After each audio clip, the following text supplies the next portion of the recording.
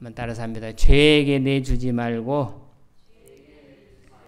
하나님께 드리라. 네, 죄에게 내주지 말고 하나님께 드리라. 무엇을? 우리의 몸을, 우리의 지체를 죄에게 내주지 말고 하나님께 드리자라고 하는 것입니다. 네, 그렇습니까? 우리는 이미 죄에서는 죽은 자요. 그리고 하나님께 대하여는 살아있는 자가 되기 때문입니다. 그러기 우리는 죄에게 우리 지체를 내주어서는 안 되는 것입니다. 또한 나아가 우리 자신을 하나님께 드리는 자로 주께서 우리를 불러주셨습니다. 우리가 이 일을 잘 감당해 나갈 때 우리가 세상에 대하여 영향력을 발휘하게 될 것입니다. 요즘 한국 땅에서 한국 교회가 세상에 미치는 영향력은 어느 정도입니까? 참 일반 사람들이 기독교를 어떻게 생각하고 있습니까? 한마디로 우리의 위상이 땅바닥에 내 동댕이 쳐진 그런 위상이 아닌가 하는 그런 시대를 우리가 살아가고 있습니다. 왜 이렇게 많은 사람들이 기독교를 격하시키고 기독교를 신뢰하는 사람들을, 믿는 사람들을, 신앙생활하는 사람들을 신뢰하지 않는 것입니까? 여러분, 그 이유가 어디에 있다라고 그렇게 생각되십니까? 성경적인 그 표현으로 빌리자면 예수 믿는 우리들이 한마디로 말하면 짠맛을 잃어버렸기 때문인 것입니다. 너희는 세상의 빛이라, 너희는 세상의 소금이라. 주님은 우리에게 분명히 우리의 정체성을 말씀하셨건만 우리는 세상의 빛이 되지 못하고 우리는 세상에 소금 되지 못하는 삶을 살아가고 있는 것입니다. 그러기에 빛이 없는 빛, 짠맛이 없는, 맛이 없는 소금, 아무런 소용이 없는 것이죠. 밖에 그냥 내다 버려도 아무런 할 말이 없는 게 바로 빛이 없는 빛이요. 빛이 없는 빛이라고 할 수 있을까요? 그 자체도 무리가 있는 것이고, 맛이 없는 소금, 아무런 짠맛이 없는 그러한 소금은 너무나 불필요함을 우리가 상기할 수밖에 없는 것입니다. 안타깝게도 그런데 오늘날 우리 한국교회 구성원된 저와 여러분들이 세상 사람들이 보았을 때 너희는 짠맛을 잃어버린 소금과 똑같다라고 하는 그런 인식 속에서 우리가 살아가고 있는 것입니다. 그렇다면 여러분, 왜 우리가 이러한 짠맛을 잃어버리고 세상에 대한 영향력을 전혀 발휘하지 못하고 살아가고 있는 것일까요? 말씀을 몰라서입니까? 설교를 덜 들어서입니까? 예배를 우리가 덜 드려서입니까? 아니지 않습니까? 여러분, 우리는 말씀을 압니다. 설교를 많이 들어왔습니다.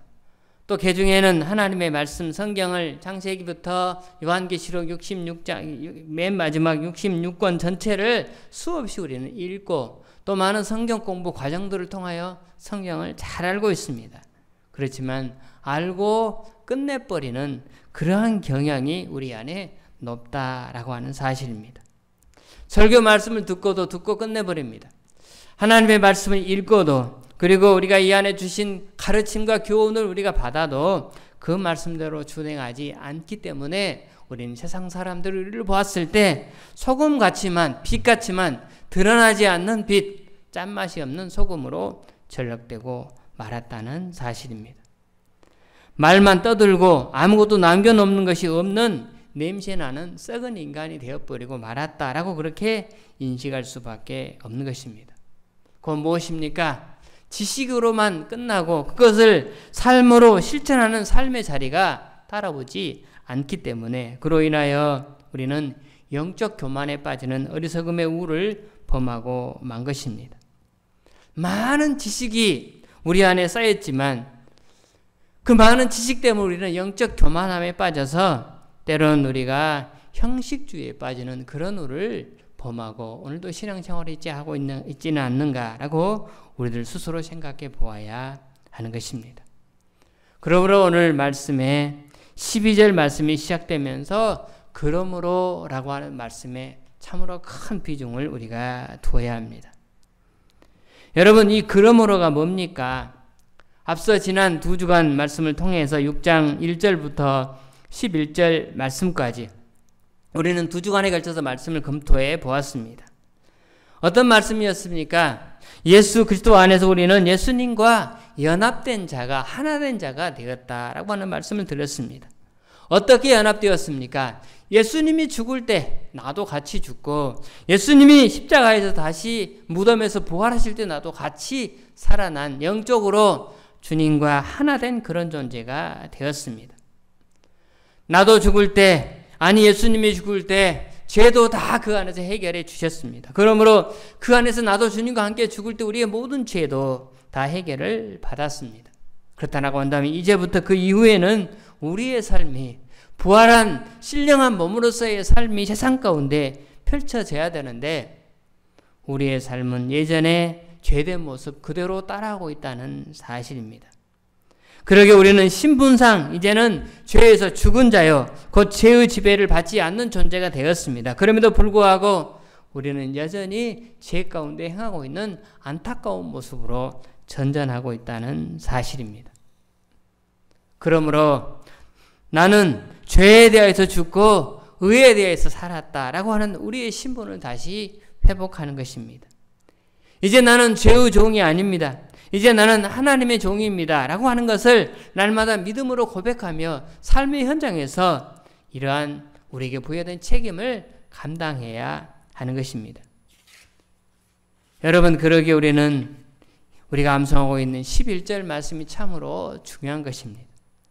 이달의 암송 말씀 이와 같이 너희도 너희 자신을 죄에 대하여 죽은 자요 그리스도 예수 안에서 하나님께 대하여는 살아있는 자로 여길지어다 라고 하는 말씀을 매일 묵상하며 이 말씀을 상기하며 이 말씀을 우리가 붙들고 살아가는 것이 얼마나 중요한 것인가 라고 하는 것을 다시 한번 생각해 보아야 하는 것입니다. 여러분, 우리는 알았습니다. 지식으로 알았습니다. 여기까지는 교리입니다. 이론적인 체계입니다. 그런데 만일 이 정도를 아는 것으로 지식으로만 끝난다면 우리의 영혼은 쉽게 병이 들고 그리고 형식주의자로 전락되고 말 것입니다. 여기까지는 교리인데 여러분, 교리라는 것은 무엇입니까? 어디까지나 삶 속의 실천을 위하여 터를 닦는 것이 교리입니다. 한번 같이 읽어볼까요? 시작. 교리는 실천을 위해서 터를 닦는 것이다. 그렇습니다. 우리가 주님 안에서 죽고 주님 안에서 다시 살아났다라고 하는 존재, 이것이 바로 교리인데 바로 이것은 무엇입니까? 이제 다시 살아난 하나님의 자녀로서 세상에 나가서 실천에 옮기기 위하여 그런 교리의 과정을 우리가 지식을 통하여 또 세례를 통하여 우리가 깨우침을 받고 영적 주님과의 교제를 통하여 주님과 하나가 되었던 것입니다. 그러므로 이제 우리가 터가 닦였으니 어떻게 하라는 것입니까? 집을 잘 지으라는 것입니다. 여러분, 이 집을 잘 짓는다는 말은 말씀대로 실천하며 산다는 것입니다. 따라서 오늘 본문 이어지는 12절, 13절에 보면 말씀대로 실천하되 하나님이 두 가지의 큰 범주의 말씀을 주십니다. 하나는 하지 말라라고 하는 명령이 나오고요. 또 하나는 하라라고 하는 명령이 나오는 것을 볼 수가 있습니다. 무슨 말씀입니까? 배웠으면 그대로 살라라는 것입니다. 인정하고 믿었으면 그것을 삶 속에서 실천하며 너의 삶 속에 그렇게 옮기라고 우리에게 요구하는 것입니다. 하나님의 말씀에 대한 실천은 항상 긍정적인 면과 부정적인 면이 병행이 됩니다.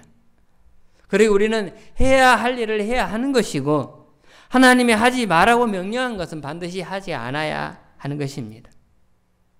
바로 이것이 말씀을 실천하는 생활이요 성결의 생활인 것입니다.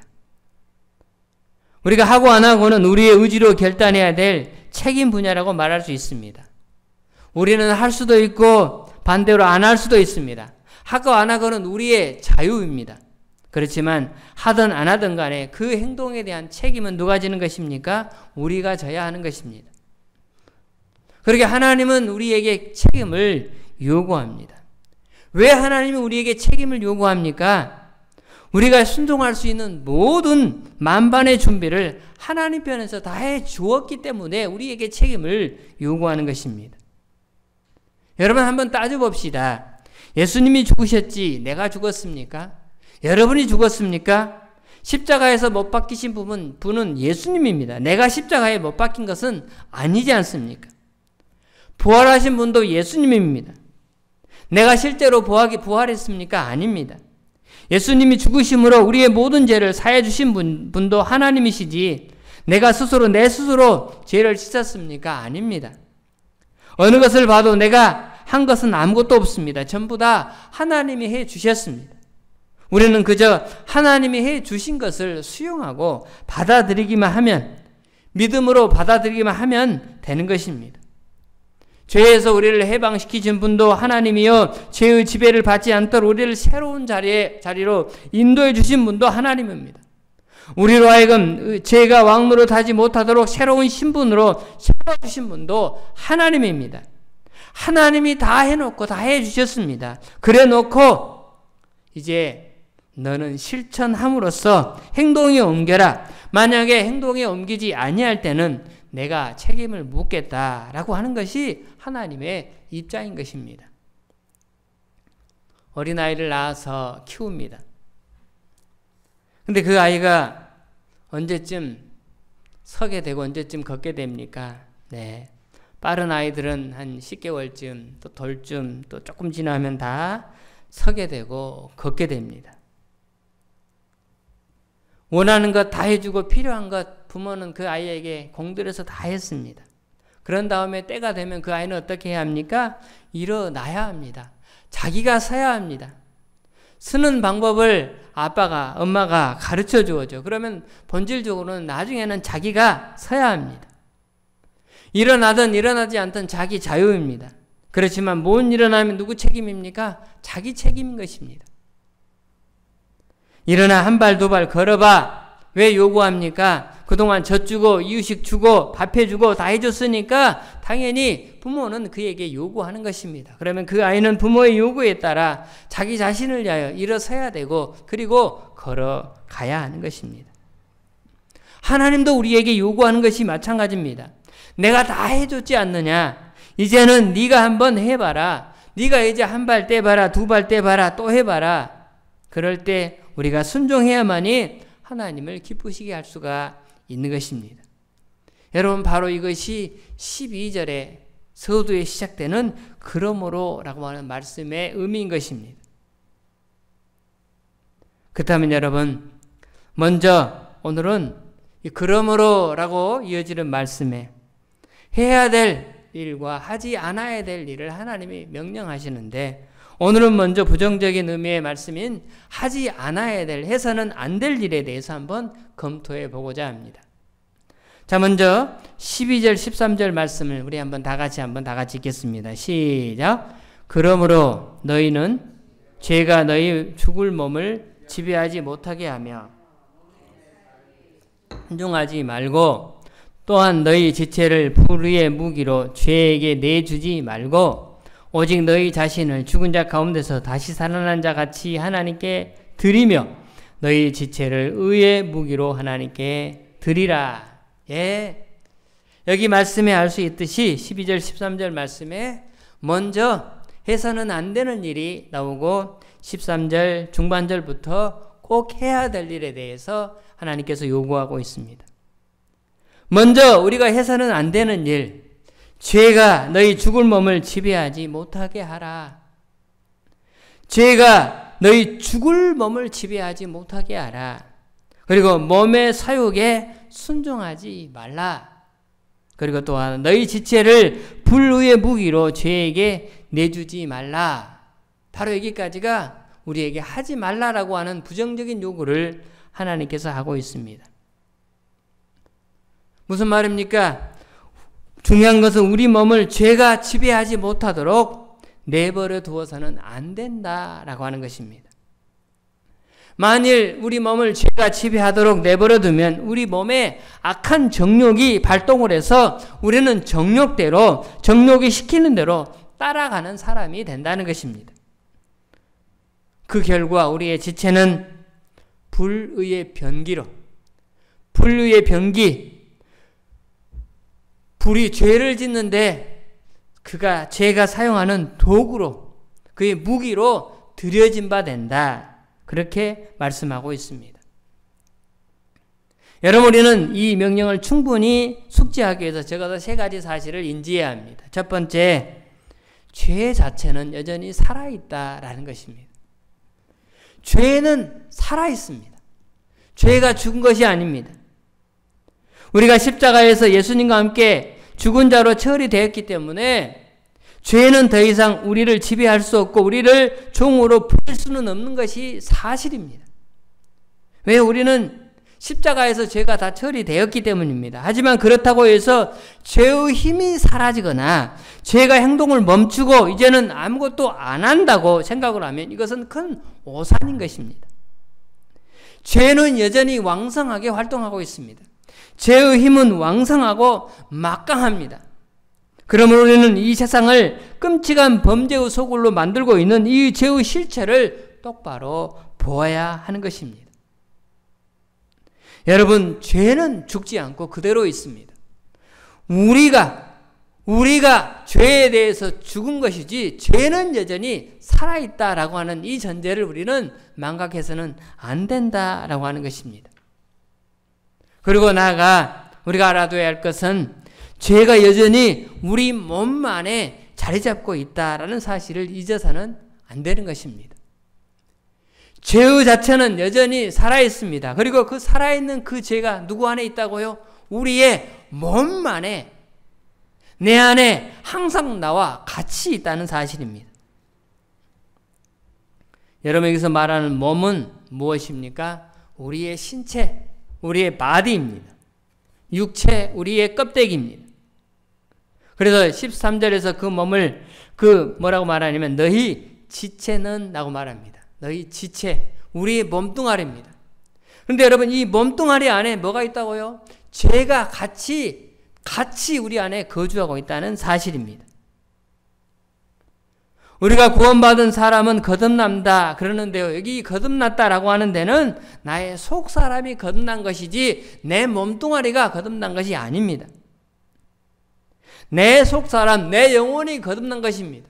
내 몸, 나의 껍데기는 그대로 있습니다. 그러므로 거듭난 내 속사람은 죄의 지배에서 자유합니다만 몸은 죄에 대하여 여전히 꼼짝을 못하는 그런 존재로 우리가 남아있는 것입니다. 그러면 여러분, 내가 이 몸이 세상에서 숨을 쉬고 활동하고 있는 동안에는 언제든지 죄의 악한 영향을 받을 수밖에 없는 것이 바로 우리의 현재의 처지라는 사실을 우리는 인지해야 합니다. 여러분, 우리에게는 죄의 영향력에 쉽게 넘어갈 수 있는 죄성, 부패성을 가지고 있습니다. 우리는 그것을 아담으로부터 물려받았습니다. 그러므로 내 몸에 내가 살아있는 한 죄가 우리 몸 속에, 우리 몸 안에 자주자주 들어와서 왕성하게 활동할 수 있다는 사실을 우리는 명심해야 합니다. 여러분에는 본능이 있습니다. 본능은 무엇입니까? 본능은 아주 죄를 따라가기에 아주 좋아하는 것입니다. 이 본능의 죄로부터 유혹을 받으면 항상 뭘로 변합니까? 악한 정욕으로 변하게 됩니다. 본문에서는 그것을 가리켜서 몸의 사욕이다라고 말합니다. 우리가 얼마나 이기적입니까? 본능입니다. 죄는 그 이기적인 우리의 본능을 가지고 죄를 짓도록 달려가는 도구로 우리의 몸을 사용하는 것입니다. 우리 몸에는 이러한 본능이 죄의 유혹으로부터 받아서 그 유혹을 받아들이면 악한 정욕으로 금방 돌변하게 되는 것입니다. 그러므로 우리는 꼭 기억해야 합니다. 예수 믿고 구원받고 중생을 받은 자라도, 구원을 받은 자라도 자기 사욕에 이리저리, 죄의 사욕에, 자기의 사리 사욕에 이리저리 끌려다닐 수 있다는 사실입니다. 왜냐? 우리의 속사람이 중생을 받은 것이지 우리의 껍데기 몸뚱아리가 중생을 받은 것이 아니기 때문입니다. 우리의 본능이 새로 태어난 게 아닙니다.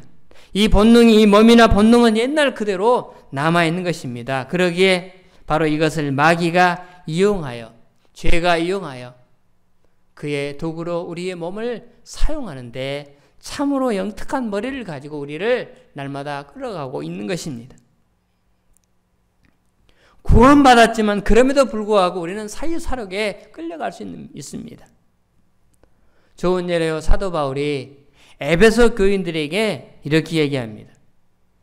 여러분, 에베소 교인들은 예수를 잘 믿는 성도들이었습니다. 참으로 큰 칭찬을 받은 사람들이었습니다. 그런데 여러분, 에베소서 4장 25절 이하를 보면 바울은 이들을 향하여 기가 막힌 권면들을 하는데요. 이런 말을 해요. 너희는 거짓말을 버리라 라고 말합니다.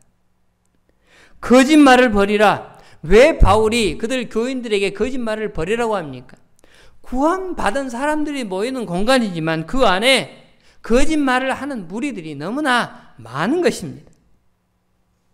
이들이 거짓말을 밥 먹듯이 합니다. 또 분을 내지 마라.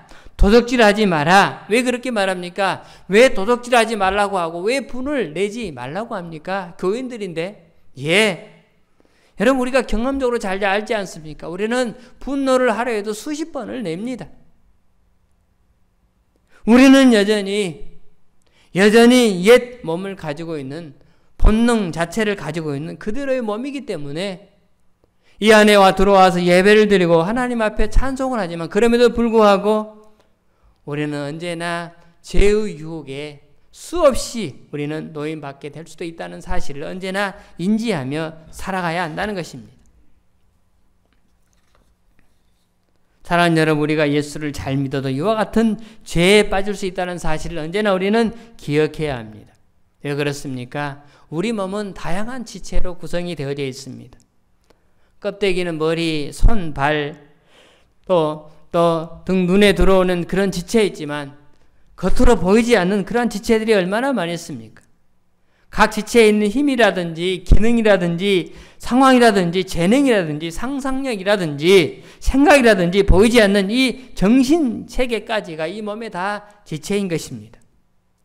그러기에 꼭 이 손으로 이 두 발로 범죄를 하지 않는다 할지라도 우리의 가진 두뇌를 가지고 머리를 가지고 얼마나 많은 악한 죄를 이미 범하고 있는 것입니까? 여러분 우리는 겉으로는 죄 짓는 사람이 아닙니다. 도둑질 안 해요. 우리는 나 잘 살자고 누구에게 사기치지 않습니다. 우리는 정직하려고 노력합니다. 그러나 겉으로는 법 없어도 사는 사람처럼 보이지만 속으로는 우리의 머릿속으로는 얼마나 찾아오는 마귀의 정욕대로 그의 공격 앞에 수없이 무너진 때가 얼마나 많이 있습니까? 그러므로 죄가 우리 몸에 아직도 영향력을 행사하고 있다는 사실을 우리는 기억해야 합니다. 또 하나의 것, 만약에 우리가 죄에게 넘어져서 범죄를 하게 되면 우리의 지체는 뭘로 바뀝니까? 불의의 변기로 변해버린다는 사실입니다. 우리가 죄악을 따라 죄를 따라 범죄를 하게 되면 내가 행한 그 행동이 불의의 악한 행동을 하는데 내 손이 내 두 발이 그 죄의 무기가 되어진다는 사실입니다. 여러분 여기서 불의의 변기가 되어버린다라고 할 때 된다라고 하는 것, 이 말은 드린다라는 의미와 유사합니다. 원하는 대로 편하게 내버려 둔다는 것입니다. 우리의 지체를 불의의 변기로 드린다는 말은 우리 몸의 어느 부분을 죄가 지배해서 마음대로 사용할 수 있도록 마귀의 손에 맡긴다는 것입니다. 내 손을 죄에게 헌신한다라고 하는 의미와 같은 것입니다. 여러분 13절 맨 끝부분에 너희 지체를 의의 무기로 하나님께 드리라. 우리의 몸을 우리의 지체를 의의 무기로 하나님께 드린다라고 하는 표현과 또 그 위에 나와 있는 너희 지체를 불의의 무기로 죄에게 내주지 말고라는 표현과 같은 의미인 것입니다. 우리의 몸을 하나님께 드리지 않으면 죄에게 우리 자신이 헌신할 수 있다는 사실입니다. 그러므로 구원받은 우리에게 영적인 대혼란이 찾아오게 되는 것입니다. 왜 그렇습니까? 누구에게든지 우리가 순종하면 그 순종하는 자의 종이 되는 대원리가 존재하기 때문인 것입니다. 만약에 우리가 죄가 원하는 대로 우리의 몸을 죄에게 내어준다라고 하면 우리는 죄의 종이 되는 것입니다. 반면에 우리 자신을 하나님께 의의 무기로 드린다라고 한다면 우리는 하나님의 종이 되는 것입니다. 우리는 죄의 종이 될 가능성이 너무나 많습니다. 우리가 순종하면 그 순종하는 자의 종이 된다는 대원리하에 우리는 살아가고 있기 때문인 것입니다. 그러므로 만약에 우리가 죄가 원하는 대로 우리 몸을 죄에게 내어주면 어떻게 됩니까? 17절 말씀에 종이 되어버린다라고 그렇게 말합니다. 17절을 다 같이 봅니다. 시작. 하나님께 감사하리로다. 너희가 본래 죄의 종이더니 너희에게 전하여 준 바 교훈의 본을 마음으로 순종하여. 자, 여러분, 하나님께 감사하리로다. 그런데 우리가 전에는 무엇이었습니까? 너희가 본래 죄의 종이더니, 하나님의 종이 되기 이전에 우리는 본래 죄의 종이었다는 것입니다. 여기가 나온 대로 우리는 본래는 다 죄의 종, 예수 믿기 전에는 우리 죄의 종이었죠. 그런데 너희가 전하여 준 바 교훈의 본을 마음으로 순종함을 통하여서, 곧 이 말은 예수의 복음을 듣고 순종함으로 어떻게 됐다는 것입니까? 18절 말씀 다 같이 보겠습니다. 18절 시작. 죄로부터 해방되어 의에게 종이 되었느니라. 그렇습니다. 곧 우리의 신분은 어떻게 되었습니까? 이제 우리는 죄에게 절대로 다시 종이 될 수 없는 그런 신분이 되었습니다. 제가 원하는 대로 우리 몸을 내 맡겼을 때는 예수 믿기 이전에 우리의 모습이었습니다. 교회를 다녔다고 하더라도 내가 거듭나지 못했을 때의 이야기였습니다. 우리가 몰라서 제가 마음대로 내 몸을 다스리도록 내버려 두었던 것은 예수를 믿은 후에도 자주 있었지만 그때는 내가 은혜를 제대로 받지 못했을 때였습니다. 하나님의 말씀을 제대로 이해하지 못해서 우리가 교회만 들락날락 거렸기 때문에 그때는 우리가 죄의 종이었습니다. 그러나 이제 바뀌었습니다. 그러나 우리의 신분은 변화되었습니다. 그러나 내가 예수님이 나를 위해서 죽음으로 내가 죽고 예수가 삶으로 내가 다시 살았고 그러므로 나는 죄에서 해방된 하나님의 자녀가 된 것을 확신한 다음에는 절대로 우리는 죄가 지배하는 자리에 돌아갈 수 없는 신분이 된 것입니다.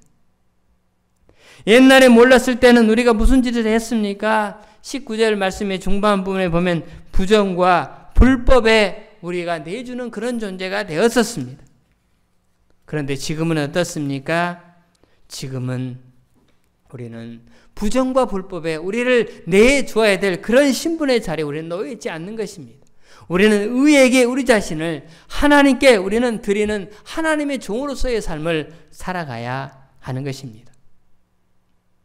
그런데 그럼에도 불구하고 우리는 여전히 죄를 쫓고 여전히 우리는 죄악을 따라 우리는 여전히 본능대로 살아가기 때문에 세상 사람들이 우리를 향하여 교회를 향하여 손가락질하는 그런 시대를 우리가 살아가고 있다는 사실입니다.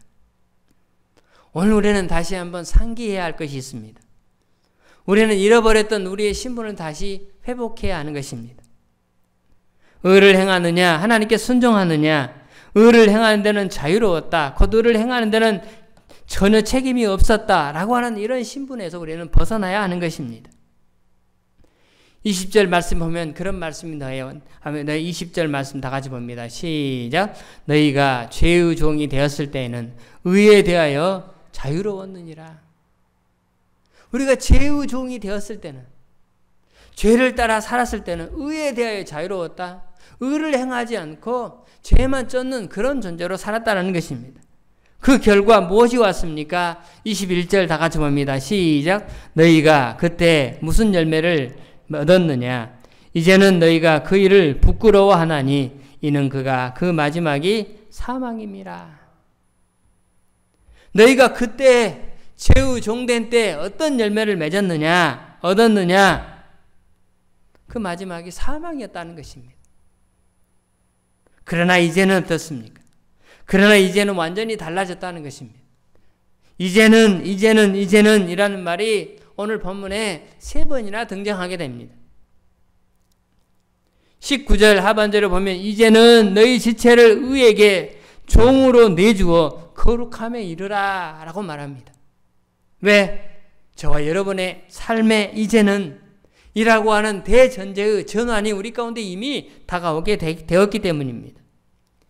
21절에도 너희가 그때 무슨 열매를 맺었느냐? 이제는 너희가 그 일을 부끄러워하나니 이는 그 마지막이 사망임이라. 네, 이제는 우리가 그 일을 옛날에 그렇게 죄를 따라 행했던 그 본능에 따라 행했던 우리의 행동들을 부끄러워하는 신분으로 바뀌게 되었다는 것입니다. 22절에도 나옵니다. 그러나 이제는 너희가 죄로부터 해방되고 하나님께 종이 되어 거룩함이 이르는 열매를 맺었으니 그 마지막은 영생이라. 사랑하는 여러분, 저와 여러분 영생의 자리에 와 있는 줄로 믿습니다. 우리는 이 영생의 자리에 와 있는 신분 소속으로 하나님의 백성으로 우리는 이제 남은 인생의 삶을 살아가야 하는 것입니다. 그 남은 인생의 삶을 살아가도록 하나님께서 우리에게 이미 은혜를 베풀어 주셨습니다. 너무나 큰 은혜를 신분이 변화된, 그리고 변화될 뿐만 아니라 변화된 신분의 그 사람으로서, 변화된 사람으로서 이 땅을 살아갈 힘과 능력을 하나님이 우리에게 이미 베풀어 주셨다라고 하는 것입니다. 사랑하는 성도 여러분, 그렇습니다. 우리는 때때로 죄 짓는 일을 예사로 생각할 때가 있습니다. 그것은 제가 잘 몰랐을 때의 일이었습니다. 우리는 죄가 무엇인지를 잘 몰라서 그런 짓을 했습니다. 하지만 다시 한번 기억해야 합니다. 범죄는 우리가 다시 죄의 종으로 돌아가는 것입니다. 범죄는 우리 몸을 죄의 도구로 헌신하는 것입니다. 범죄는 우리를 구원하신 하나님의 계획에 정면 도전하는 것입니다. 그러니 또다시 죄의 종이 되는 일은 절대 있어서는 안 되는 신분으로 이미 변화된 자임을 항상 기억하며 살아가야 하는 것입니다. 저와 여러분을 향한 하나님의 뜻은 무엇입니까? 오늘 저와 여러분을 향한 하나님의 뜻은 무엇입니까? 데살로니가전서 4장 3절에 이렇게 말합니다. 다 같이 읽겠습니다. 시작. 하나님의 뜻은 이것이니 너희의 거룩함이라. 곧 음란을 버리고. 데살로니가 교회 사도 바울이 데살로니가 교회 성도들에게 하고 있는 말씀입니다. 하나님의 뜻은 이것이니 이것이니 너희의 거룩함이라. 곧 음란을 버려라. 오늘 데살로니 교회 성도들에게 하신 말씀을 이 시간 이 부족한 종이 입술을 빌어서 하나님이 말씀하는 것입니다. 이 땅에, 대한민국 땅에, 온 세상에 하나님의 백성들이여 나의 뜻은 이것이니 너희는 거룩하라 라고 말씀하는 것입니다. 거룩하라, 거룩하라.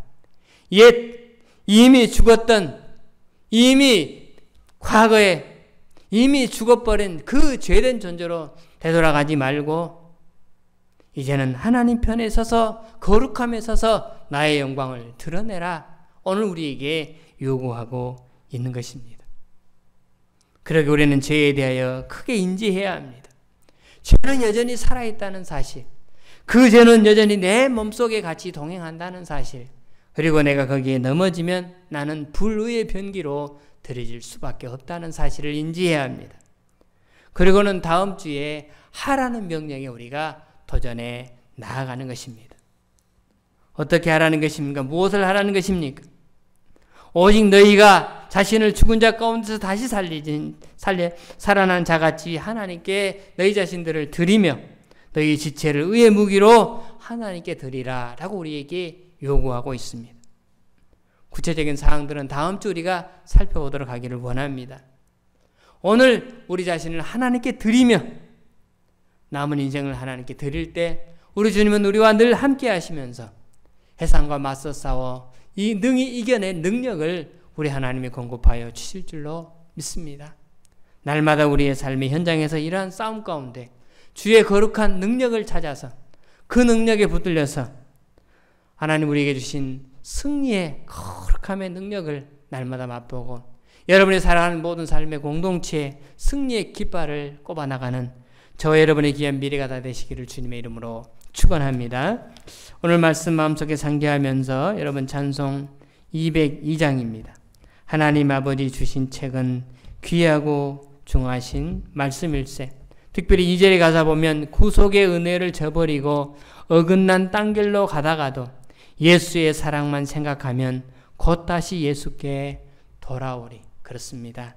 이미 구원받은 우리들 그 구속의 은혜를 망각했습니까? 그래서 나도 모르게 내 안에 몸속에 있는 그 죄에게 져서 악한 길로 따를 때가 있었습니까? 이제 예수의 사랑을 생각합시다. 주님의 은혜를 되찾읍시다. 그리고 그 예수께 돌아오는 그러한 삶을 살아갈 때 하나님 우리와 함께 하시면서 우리에게 승리의 현장들을 주실 줄로 믿습니다. 이런 염원을 담아서 함께 찬양으로 나가도록 하겠습니다.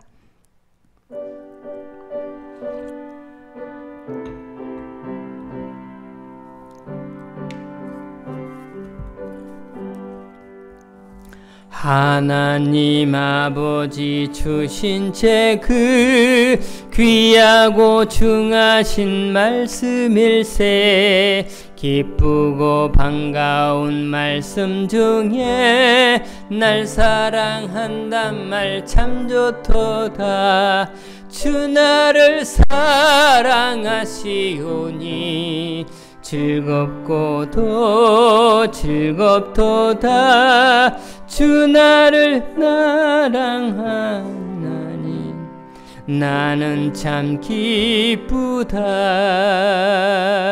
구속의 은혜를 저버리고 어긋난 딴 길로 가다가도 예수의 사랑만 생각하면 곧 다시 예수께 돌아오리. 주께서 나를 사랑하니 즐겁고도 즐겁도다. 주께서 나를 사랑하니 나는 참 기쁘다. 구주의 영광을 바라보며 예수의 이름을 찬양하리. 영원히 찬양할 나의 노래 예수의 이름이 귀하도다. 주께서 나를 사랑하니 즐겁고도 즐겁도다. 주께서 나를 사랑하니 나는 참 기쁘다. 주 예수 날 사랑하시오니 나 또한 예수를 사랑하네. 날 구원하시려 내려오사 십자가 위에서 죽으셨네. 주께서 나를 사랑하니 즐겁고도 즐겁도다. 주께서 나를 사랑하니 나는 참 기쁘다. 주 예수 날 사랑하시오니 마귀가 놀라서 물러가네. 주 나를 이렇게 사랑하니 그 사랑 어떻게 보답할까.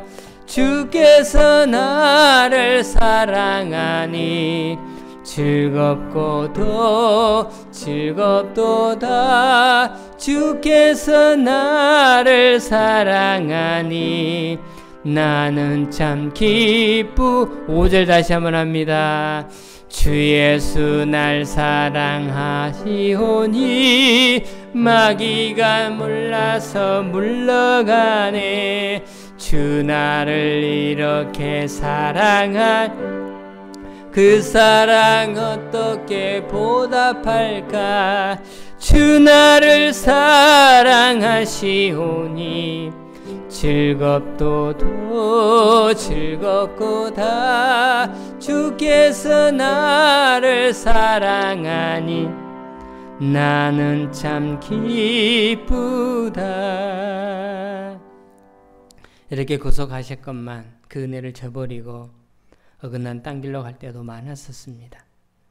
하지만 그때도 나에게 다시 찾아오셔서 다시 주님을 사랑할 수 있는 기회 그 사람으로 내 안에 심령의 변화를 주시고 예수를 다시 따를 수 있는 믿음의 사람으로 주께서 인을 쳐주시사 오늘도 불러주시고 말씀을 통하여 깨닫게 하시고 이제 이 한 주간도 성령의 충만함으로 세상에 나아가 내가 너와 함께하니 나를 통하여 마귀가 놀라서 물러가게 되는 그 능력을 줄 것이라고 내 안에 주신 이러한 능력으로 따라 내 말씀에 순종하여 마귀가 놀라서 물러가는 그러한 하나님의 능력을 맛보고 살아가라고 오늘도 우리 가운데 크신 은혜를 베풀어 주신 줄로 믿습니다. 여전히 내 안에 계신 성령님 그 은혜로 충만케 하시고 내 몸속에 남아있는 내가 생애 끝나는 끝날까지 남아있는 그 죄된 그 모습과 싸워서 성령의 은혜로 승리하게 하시사 나를 통하여 하나님께 영광도만 드러내고 세상 앞에 그리스도인으로서 세상의 빛이요 소금된 그런 영향력을 잘 발휘해 나가는 믿음의 사람으로 주께서 남은 인생을 인도하여 주시옵소서. 그 일을 위하여 우리를 부르셨고 이날까지 주께서 축복하여 주셨나이다. 늘 알고 그 안에서 풍성하게 거하게 하여 주옵시고 그러나 세상 가운데 승리하는 삶을 살아가는 온 성도들 다 되어지게 하여 주시옵소서.